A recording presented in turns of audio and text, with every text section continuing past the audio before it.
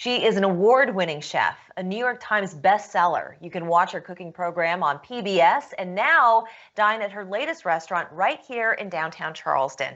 We'd like to welcome Vivian Howard, chef and owner of Lenoir. It's great to see you. Thank you so much for joining us.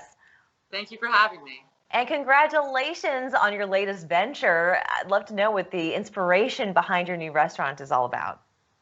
Well, I grew up in rural Eastern North Carolina, and when you grow up in a rural place, you don't tell people what town you're from, you tell them what county you're from. And I grew up in Lenoir County, and that's the name of our restaurant here. And it's really celebrates the ingredients and the cooking traditions of the agricultural South.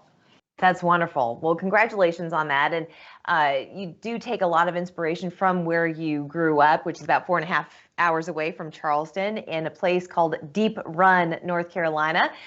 So growing up on a farm, would you say that that was really the seed that was planted that then bloomed into this career?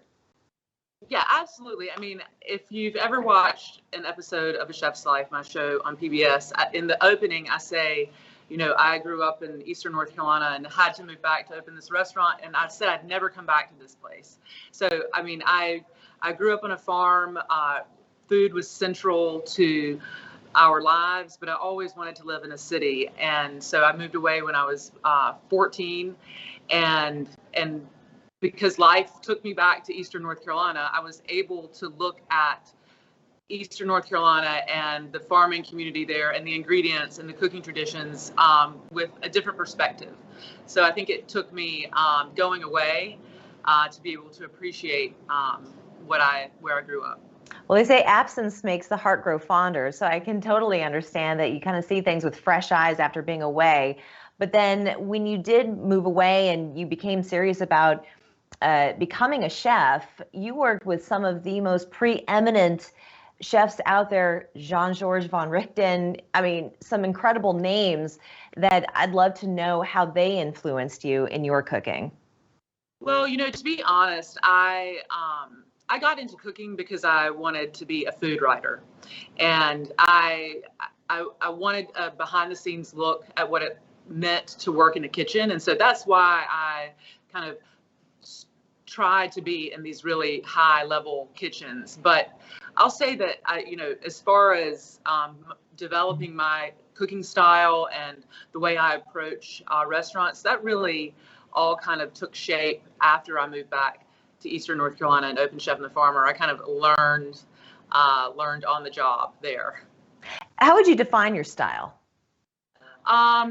Rooted in everything that it once meant to live in a rural place. Lots of pickling and preserving, making use of everything, not wasting anything. I really particularly love cooking vegetables and grains and using meat as a condiment.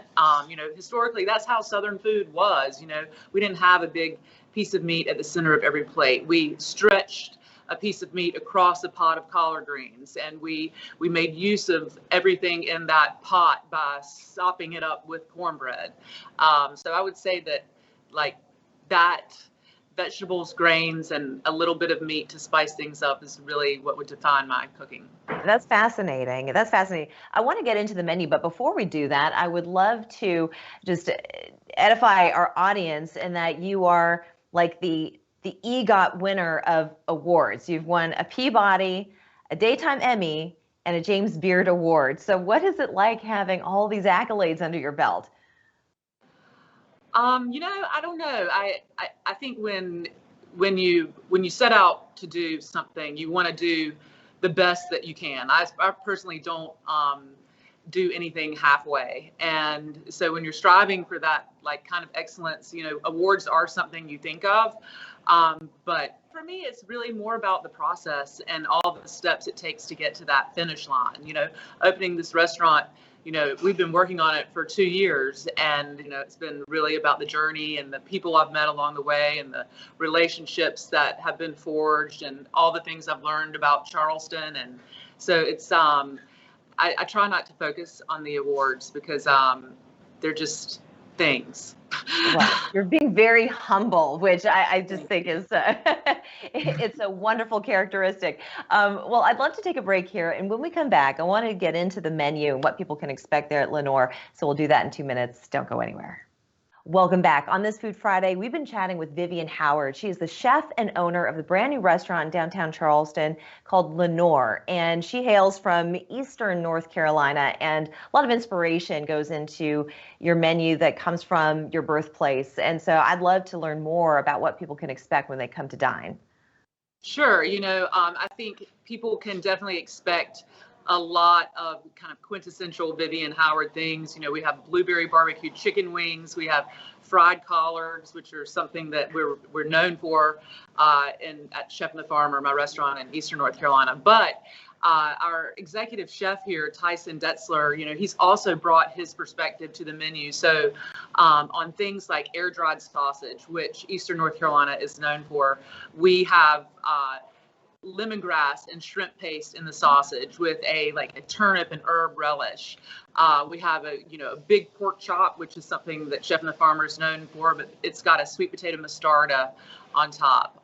And perhaps one of my favorite things on the menu is one of our desserts. It's buttermilk sorbet with fresh fruit, and it's just so refreshing. And I think about these hot days here in Charleston, and that being the way I want to end every meal.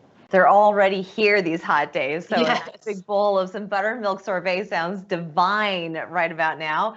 And opening a restaurant during a pandemic, never an easy feat, but you certainly have accomplished it. Also want to just remind our viewers that Handy and Hot, another establishment that you opened last year, is going great. So maybe you can tell people what Handy and Hot is all about if they haven't. Absolutely, just yet. Yes. So Handy and Hot is a biscuit and hand pie shop that is adjacent to Lenoir on Wentworth Street here in Charleston. And we opened it in August.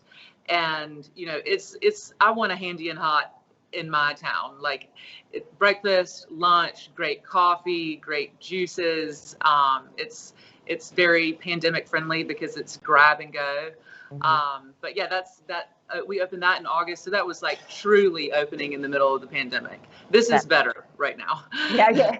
Things have improved, but even still, I mean, you just are constantly put on hold, and things happen, and to finally get a set date to open your doors, it has to be an even bigger feeling of accomplishment. Not that opening a restaurant isn't already, but under these circumstances, I mean, congratulations. Thank you. It does feel like quite the feat. I think you got your hands full enough. Well, please, everybody who's watching this, A Chef's Life, it airs on PBS. You need to watch this program. You need to go to Lenoir. Hours are 5 to 9:30 p.m. It's at 68 Wentworth Street in the heart of downtown Charleston. And just curious, it sounds like you are open for dinner service. Are you going to be having brunches or lunches or anything like that? Yes, we're going to open for brunch, but I'm sure y'all are aware of this staffing crisis that we're in here, and so we have to build up our team so that we can expand our hours. But that is absolutely one of our short-term goals. I'm so glad that you brought that up, because we just spoke with a hospitality group last week, and they're having the same issue. It's really an epidemic because of the pandemic, that it's very difficult to staff your restaurants, but you're doing it anyway. Slow and steady wins a race. Thank you so much for joining us, Vivian. Thank you. We're back after this.